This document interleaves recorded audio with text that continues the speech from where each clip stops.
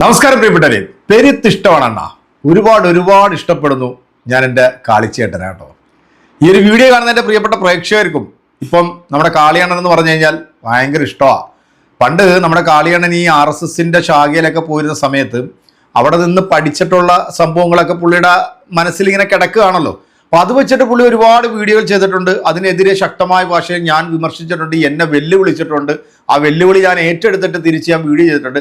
എന്നാൽ ഈ കഴിഞ്ഞ കുറച്ച് നാളുകളായിട്ട് പുള്ളിയുടെ ചാനലിനകത്ത് വരുന്ന വീഡിയോകൾ കാണുമ്പോൾ എനിക്ക് അത്ഭുതം തോന്നിപ്പോയിട്ടുണ്ട്. കാരണം ഇതൊക്കെ പറയുന്നത് കാളിയണ്ണൻ തന്നെ ആണോ എന്ന് തോന്നിപ്പോയി. അതെന്തുകൊണ്ടാണ് എന്ന് ചോദിച്ചു കഴിഞ്ഞാൽ പുള്ളി നല്ല മനുഷ്യനായി മാറി എന്നുള്ളതാണ്. കഴിഞ്ഞ കുറച്ച് വർഷങ്ങളായിട്ട് നമ്മുടെ രാജ്യത്ത് നമ്മൾ കാണുന്ന പ്രത്യേക മതവിഭാഗത്തോടുള്ള ഒരു വിദ്വേഷം, അല്ലെങ്കിൽ ഇവരെ ഈ ഭൂമിയിൽ നിന്ന് ഇല്ലാതാക്കണം, അല്ലെങ്കിൽ ഇവരുടെ ബിസിനസ് സംവിധാനങ്ങൾ മൊത്തം നശിപ്പിക്കണം, ഇവരെ ഈ രാജ്യത്ത് നിന്ന് തുരത്തണം എന്ന് ചിന്തിച്ച് നടക്കുന്ന സംഘി വേട്ടാവളിയന്മാർ. ഈ സംഘി വേട്ടാവളിയനിൽ പെട്ടിട്ടുള്ള ഒരു വ്യക്തിയായിരുന്നു എന്നുള്ളത് നമുക്ക് നന്നായിട്ട് അറിയാം. കാരണം അദ്ദേഹം ഒരു കറ തീർന്ന ഒരു RSSകാരനാണ്. അതിലുപരി ഈ രക്ഷണ കുടുംബം എന്ന് പറയുന്ന ഒരു ഹൈന്ദവ സംഘടനയുടെ തലപ്പത്തിരിക്കുന്ന ഒരു വ്യക്തി കൂടെയാണ് ഇദ്ദേഹം. അതിലൂടെ കുറെ ഹൈന്ദവ സഹോദരങ്ങൾക്ക് സഹായങ്ങൾ എത്തിച്ചു കൊടുക്കുന്ന ഒരു പരിപാടി ചെയ്യുന്നുണ്ട്. അത് മനസ്സിൽ കുറച്ചെങ്കിലും നന്മയുണ്ടെങ്കിൽ മാത്രമേ അങ്ങനെയുള്ള പ്രവർത്തികൾ ചെയ്യാനായിട്ട് സാധിക്കത്തുള്ളൂ. അപ്പം ആ നന്മയുടെ ഒരു പ്രതീകമായിട്ടാണ് ഞാനിപ്പോൾ ഈ കാളിയണ്ണൻ്റെ ഓരോ വീഡിയോയിലും കാണുന്നത്. കഴിഞ്ഞ കുറച്ച് ദിവസങ്ങൾക്ക് മുമ്പ് സോഷ്യൽ മീഡിയയിൽ നമ്മൾ കണ്ടിട്ടുള്ള ഒരു വാർത്ത, ഇപ്പൊ ഈ കാണുന്ന സംഘി മരപ്പെട്ടി വാണം വന്ന് പറയുന്നത് നിങ്ങൾ കേട്ട് കാണും.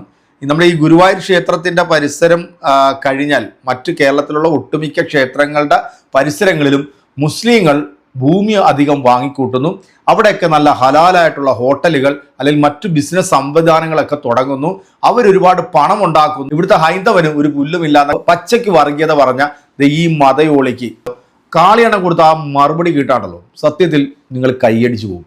ഒരുപാട് ഹൈന്ദവ സഹോദരിമാരടക്കം ഇപ്പൊ ഈ വേട്ടാവളിയെ എടുത്ത് ഏറിലോട്ട് വിട്ടോണ്ടിരിക്കുക. എടാ, ഈ കേരളം എന്ന് പറയുന്നത് ദൈവത്തിന്റെ സ്വന്തം നാടെന്നൊക്കെ നമ്മൾ അഹങ്കരിച്ച് പറയുന്നത്, മതമുള്ളവനും മതമില്ലാത്തവനും ഹൈന്ദവനും ക്രൈസ്തവനും മുസൽമാനൊക്കെ ഏകോദര സഹോദരങ്ങളെ പോലെ കഴിയുന്ന ഇന്ത്യയിലെ ഏക സംസ്ഥാനം ഉണ്ടെങ്കിൽ അത് ഗോഡ്സ് ഓൺ കൺട്രി ആയിട്ടുള്ള നമ്മുടെ കേരളമാണ്. അപ്പൊ കേരളത്തിൽ ഇരുന്നുകൊണ്ട് അധിക നാളൊന്നും വർഗീയത പറഞ്ഞുകൊണ്ട് പോകാനൊന്നും പറ്റില്ല. വിശകലയുടെ അവസ്ഥ എന്തായി, ബാബുവിന്റെ അവസ്ഥ എന്താണ്? അങ്ങനെ വർഗീയത പറഞ്ഞു വന്നിട്ടുള്ള എല്ലാ മതവോളികളെയും സൈഡിലേക്ക് ഇങ്ങനെ തള്ളിക്കൊണ്ടിരിക്കുകയാണ് ഇവിടുത്തെ നല്ലവരായിട്ടുള്ള ഹൃദയത്തിൽ നന്മയുള്ള മനുഷ്യർ. മനുഷ്യനാവണം ആ മനുഷ്യനായി മാറിക്കൊണ്ടിരിക്കുകയാണ് നമ്മുടെ പ്രിയപ്പെട്ട കാളിയണ്ണ. ഹൃദയത്തിൽ തൊട്ട് ഒരുപാട് നന്ദി. നമുക്ക് കാളിയണ്ണന്റെ ആ വീഡിയോ ഒന്ന് കണ്ടു നോക്കിയാലോ. പോവാം. ഇതേപോലെ തന്നെ ക്ഷേത്ര നഗരികളിൽ പത്മനാഭസ്വാമി ക്ഷേത്രം ഒഴിച്ച് മറ്റുള്ള എല്ലാ പ്രധാന ക്ഷേത്രങ്ങളുടെയും ചുറ്റുമുള്ള സ്ഥലങ്ങൾ മുസ്ലിം സമൂഹം വാങ്ങിക്കൂട്ടുകയാണ്. അതേപോലെ തന്നെ വ്യാപാര കേന്ദ്രങ്ങൾ കേരളത്തിലെ 5000 കോടിക്കും 10000 കോടിക്ക് ഇടയ്ക്കാണ് മത്സ്യ വിപണി എക്സ്പോർട്ട് അടക്കം. അതിന്റെ ഭൂരിപക്ഷം ഈ പ്രത്യേക സമുദായം കൈയാളുന്നു. 20000 കോടിയോളം വരുന്ന പച്ചക്കറി വിപണി പൂർണ്ണമായിട്ടും അവർ കൈയടക്കുന്നു. വ്യാപാര മേഖല, സമ്പത്ത് ഇവിടെ നിന്ന് ഹിന്ദുക്കളെയും ക്രിസ്ത്യാനികളെയും ബോധപൂർവം ഒഴിച്ചു നിർത്താനുള്ള ശ്രമം. ഇത് പരമാർത്ഥമായിട്ടുള്ള കാര്യമാണ്. ഇത് വെറുതെ അദ്ദേഹം ചുമ്മാ തള്ളിയതൊന്നുമില്ല. അതിന്റെ ഇടക്ക് ഈ സംഘിയോളി ക്രിസ്ത്യാനിയും കൂടെ കൂട്ടുപിടിച്ചിട്ടുണ്ട് കേട്ടാ. കാരണം അതും കൂടെ ഒന്ന് ഇരുന്നാലല്ലേ നമുക്കൊരു സുഖമുള്ളൂ. കാരണം അവരുടെയും കൂടെ സപ്പോർട്ട് നമുക്ക് വേണമല്ലോ. എടാ, ഇവിടെ ഏതെങ്കിലും ഹിന്ദുവിന്റെയോ അല്ലെങ്കിൽ ഇവിടെ ഏതെങ്കിലും ക്രിസ്ത്യാനിയുടെ കൈ കയറി പിടിക്കുവോ ഇവിടെ മുസ്ലിങ്ങൾ, നിങ്ങളിവിടെ കച്ചവടം നടത്താൻ പാടില്ല, അല്ലെങ്കിൽ ഈ പറയപ്പെടുന്ന ഹിന്ദുവിന്റെ ക്രിസ്ത്യാനിയുടെ കടയിൽ കയറി നിങ്ങൾ സാധനം വാങ്ങാൻ പാടില്ലെന്ന്, ഇതൊക്കെ എല്ലാം പച്ചയ്ക്ക് പറഞ്ഞിട്ടുള്ളത് ആരാണെന്നുള്ളത് കേരളത്തിലെ അരിയാഹാരം തിന്നുന്ന മനുഷ്യരായിട്ടുള്ള ആൾക്കാർക്ക് മനസ്സിലായിട്ടുണ്ടാവും. അങ്ങനെ നമ്മുടെ കാളിയണ്ണനും അത് മനസ്സിലായിട്ടുണ്ട്. മറുപടി കേട്ടോ. ഇവിടെ പലയിടങ്ങളിലും മുസ്ലിങ്ങൾ സ്ഥലം വാങ്ങിക്കൂട്ടുന്നു. ഓക്കെ, അത് നമുക്ക് എന്ത് ചെയ്യാൻ പറ്റും? ആദ്യം പറഞ്ഞ കാര്യത്തിലുള്ള മുസ്ലിങ്ങളുടെ കയ്യിൽ പണമുള്ളത് കൊണ്ട് അവർ സ്ഥലങ്ങൾ വാങ്ങുന്നു. ഹിന്ദുവിന്റെ കയ്യിൽ പണമില്ലാത്തത് കൊണ്ട് ഹിന്ദു സ്ഥലം കൊടുക്കാൻ തയ്യാറാവുന്നു. ഇതല്ലേ സത്യം? കൊടുക്കാനുള്ളൊരു സ്ഥലം അത് ആരായാലും വന്ന് വാങ്ങും. ഈ വാങ്ങുന്നവന്റെ കയ്യിൽ പണം ഉണ്ടെങ്കിലാണ് അത് വാങ്ങുള്ളൂ. അപ്പോൾ ഹിന്ദുവിന്റെ കയ്യിൽ പണമില്ല, അവൻ അതുകൊണ്ട് അത് വിൽക്കുന്നു. വാങ്ങുന്നവന്റെ കയ്യിൽ പണമുണ്ട്, അതുകൊണ്ട് മുസ്ലിം അത് വാങ്ങുന്നു. അപ്പോൾ മുസ്ലിമിന്റെ കയ്യിൽ പണമുണ്ട്, അതാണ് പ്രശ്നം. അതെങ്ങനെ വന്നത്? അതുകൂടി നമ്മൾ ചിന്തിക്കട്ടെ. നമ്മുടെ ആളുകൾ എവിടെയാണ് ബിസിനസ്സിൽ ഇറങ്ങുന്നത് ചേട്ടാ? നമ്മളെ ആളുകൾ എവിടെ ബിസിനസ്സിന് ഇറങ്ങുന്നു? നിങ്ങൾ നോക്കുക, കേരളത്തിൽ ഇങ്ങ് മുതൽ അങ്ങ് വരെയുള്ള ഹൈവേയിലുള്ള കച്ചവടം മാത്രം നോക്കിയാൽ മതി. മുസ്ലിം സമുദായത്തിന്റെ കയ്യിലാണ്. അത് അവരാരെങ്കിലും നിർബന്ധിച്ച് അവിടെ കൊണ്ടിരിപ്പിക്കണോ? നിങ്ങൾ ആരും തുടങ്ങാത്തത് കൊണ്ട് ആ സ്പേസിൽ അവർ തുടങ്ങുകയാണ്, അല്ലേ? അങ്ങനെയല്ലേ? ഇപ്പം എൻ്റെ വീടിൻ്റെ നേരെ മുമ്പിൽ ഒരു തട്ടുകട, അവിടെ ഒരാൾ തുടങ്ങാത്തത് കൊണ്ട് അവിടെ വേറെ ആൾ വന്ന് തുടങ്ങി. നേരെ മറിച്ച് അവിടെ ഒരാൾ വന്നിരുന്നെങ്കിൽ ഇപ്പുറത്തൊരു കട കൊണ്ടുവന്നിടാൻ അവരെ കൊണ്ട് പറ്റില്ല. ഇനി അവർക്ക് രണ്ടാമത് കട അവിടെ കൊണ്ട് തുടങ്ങാൻ പറ്റണമെങ്കിൽ ഈ ഫസ്റ്റ് തുടങ്ങിയവന്റെ കച്ചവടം അത്രയും മോശമായിരിക്കണം, അല്ലെങ്കിൽ അത്രയും മോശപ്പെട്ട ഫുഡായിരിക്കണം, അല്ലേ? ഇതല്ലേ സത്യം? അപ്പോൾ നമ്മൾ എന്താണ് ചെയ്യേണ്ടത്? നമ്മുടെ കയ്യിൽ പണം ഉണ്ടാവാനുള്ള വഴികൾ നമ്മുടെ ആളുകൾക്ക് പറഞ്ഞു കൊടുക്കൂ. നിങ്ങൾ അതിനുള്ള വഴിയൊരുക്കി കൊടുക്കുമോ? പരസ്പരം ഹിന്ദുക്കൾ തമ്മിലൊന്ന് കൈകോർക്കുമോ? അവർക്ക് വേണ്ട സപ്പോർട്ട് കൊടുക്കുമോ? എന്തിനേറെ കുടുംബത്തിൽ നിന്ന് വരെ സപ്പോർട്ടില്ല. എൻ്റെ കാര്യം തന്നെ പറയാലോ, ഞാനൊരു ബിസിനസ് ആകുമ്പോൾ എൻ്റെ കുടുംബം ആദ്യം പറയാം, ആ പണിക്ക് പോകണ്ട, അങ്ങനത്തെ പണിക്കൊന്നും പോകണ്ടെന്ന് പറയും. അത് കേട്ടിട്ടാണ് നമ്മളൊരു പണിക്ക് ഇറങ്ങുക. അതോടുകൂടി ഡും.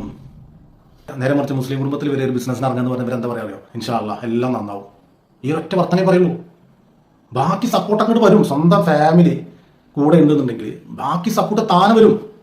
ഇവിടെ വീട്ടിൽ നിന്ന് ഞാനൊക്കെ ഒരു ബിസിനസ്സിന് ഇറങ്ങുമ്പോൾ എൻ്റെ അമ്മയുടെ പ്രാക്കം കേട്ടാണ് ഇങ്ങനെ ഇച്ചൊന്നും അതിന് പോയിട്ട് ആൾക്ക് അറിയാത്ത പണിക്ക് പോയിട്ട് ചെയ്യാൻ നിൽക്കണ്ട, തീർന്ന് പഠിക്കട്ടെ. എന്നിട്ട് നമ്മൾ എന്ത് ചെയ്യും, അമ്മ പറയണല്ലേ പോട്ടെ, എന്തെങ്കിലും ചെയ്ത് രക്ഷപ്പെട്ടോ എന്ന് കരുതി നമ്മൾ ആ വഴിക്കിട്ട് ഇറങ്ങും. ആദ്യം ഇവിടുന്ന് പോകണ്ടെന്ന് പറഞ്ഞാൽ വിടുന്നത്.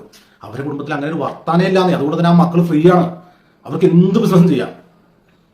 അപ്പൊ അവരുടെ പണം ഉണ്ടാവും. ബിസിനസ് ചെയ്യുമ്പോൾ അവരുടെ ഓട്ടോമാറ്റിക്കലി പണം വരും. ആ പണം അവർക്ക് വിനിയോഗിക്കണ്ടേ? ആ പണം അവരെന്ത് ചെയ്യും, സ്ഥലമോ കാര്യങ്ങളോ അവരവരുടേതായിട്ടുള്ള സ്വത്തുക്കൾ വാങ്ങിയെടുക്കും.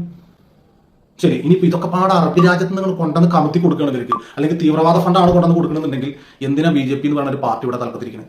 ഇത്രയധികം ഹിന്ദുക്കൾക്ക് വേണ്ടി എന്ന് പറഞ്ഞുകൊണ്ട് നിൽക്കുന്ന ആ പാർട്ടി എന്തുകൊണ്ട് ഇതിനെ തടുക്കാൻ പറ്റുന്നില്ല? അപ്പൊ സത്യത്തിൽ പണം വരുന്നുണ്ട്, അത് അവിടെ കഷ്ടപ്പെട്ടിട്ട് അവർ അധ്വാനിച്ചുണ്ടാക്കുന്ന പണമാണെന്നാണ് അതിന്റെ അർത്ഥം, അല്ലേ? അല്ലെങ്കിൽ പിടിക്കപ്പെടുമല്ലോ. ഒരു കാര്യം പറയുമ്പോൾ അത് വെറുതെ ഇങ്ങനെ കാടടച്ച് പഠിച്ചിട്ട് കാര്യമില്ല. എനിക്ക് 2 കോടി കൊണ്ടു തരും, നിങ്ങൾ എനിക്ക് എന്തെങ്കിലുമൊക്കെ ബിസിനസ് തുടങ്ങാം, തേങ്ങ തരും, എൻ്റെ കുടുംബത്തിന് തരുമോ? തീരെ തരുന്നത് ഇച്ചൊന്നും നന്നാവാണ്ടായതല്ലാതുള്ള ചിന്തയല്ലേ? അതിന് മാറ്റം വരണം. സ്വന്തം കുടുംബത്തിൽ നിന്നും അനുഗ്രഹിച്ച് കുട്ടികളെ കച്ചവടത്തിനായാലും ഏതിനായാലും പറഞ്ഞയക്കാൻ ഹൈന്ദവ കുടുംബങ്ങൾ തയ്യാറാവണം. അവിടെ തന്നെ ആദ്യഘട്ടം ഹിന്ദു വിജയിച്ചു. ഇനി രണ്ടാമത് പറഞ്ഞ കാര്യം, ഈ ഫിഷ് എക്സ്പോർട്ട് മുതൽ പച്ചക്കറി, അതായത് എത്രയോ കോടിയുള്ള പച്ചക്കറി വരെ ഇവരുടെ കയ്യിലാണ്. സത്യമാണ്, ശരി. അത് ഏറ്റെടുക്കാൻ പറ്റിയ ഹിന്ദുക്കളെ അവിടെ ഉള്ളത്. ഇവിടെ കൊച്ചി എന്ന് പറയുന്ന വലിയ ഒരു ടൗൺ ഉണ്ടല്ലോ, ആ ടൗണിൽ ചെമ്മീൻ എക്സ്പോർട്ട് ഉണ്ട്. ആ കമ്പനികൾ നിങ്ങളൊന്ന് പോയി എടുത്ത് നോക്കിക്കഴിഞ്ഞാൽ കുറച്ച് ക്രിസ്ത്യൻസും ബാക്കി മുഴുവൻ മുസ്ലിങ്ങളുമാണ്. ശരിയാ, വിജയവാഡയിൽ പോയിട്ട് ആന്ധ്രയിൽ പോയിട്ട് ചെമ്മീൻ എടുത്തുകൊണ്ടിട്ട് നമ്മളിവിടെ ഇവർ കൊണ്ടു കൊടുത്താലും നമുക്ക് ഒരു നല്ല വരുമാനം നമുക്ക് കിട്ടും. ഞാൻ കുറേ കാലം ചെയ്യണമെന്ന് ആഗ്രഹിക്കുന്നത്. പൈസ ഇല്ല, കമ്പനി ഒന്നും വേണ്ട, ഇവർക്ക് ഇത് കൊണ്ടു കൊടുത്താൽ മതി. ഒരു മാസം വരെ ആ പേയ്മെന്റ് നമുക്ക് അവിടെ ചിലപ്പോൾ നിൽക്കും, അത് കഴിഞ്ഞിട്ടേ കിട്ടുള്ളൂ. അതുവരെ പിടിച്ചിട്ട് പണം വേണം, എൻ്റെ അടുത്തില്ല. അപ്പോൾ അവർ വരും, അവരുടെ അടുത്ത് പണം ഉണ്ട്, അവരെന്ത് ചെയ്യും, ഇറക്കും. ക്രിസ്ത്യൻസ് ആയാലും പണം ഇറക്കും, ഇറക്കാത്തത് ഹിന്ദുക്കൾ മാത്രമാണ്. ഇനി ഈ പറഞ്ഞ പച്ചക്കറി ആയിക്കോട്ടെ, മീനായിക്കോട്ടെ, ചിക്കൻ ആയിക്കോട്ടെ, പോത്തായിക്കോട്ടെ, ഏതായാലും അവരുടെ ആധിപത്യം അവിടെ ഉണ്ട്. അതിന്റെ കാരണം എന്താണെന്ന് വെച്ചാൽ അവരുടെ അടുത്ത് പണമുണ്ട്. ആ പണം ഉണ്ടാകാനുള്ള കാരണം എന്താണെന്ന് വെച്ചാൽ അവർ കുടുംബത്തിൽ നിന്ന് ഒരു പണിക്ക് ഇറങ്ങുമ്പോൾ പിന്നൊരു വിളിയില്ല. ഞാൻ ഈ പറഞ്ഞ പോയിന്റിന് മറികടക്കാൻ കാര്യങ്ങളും പറ്റും.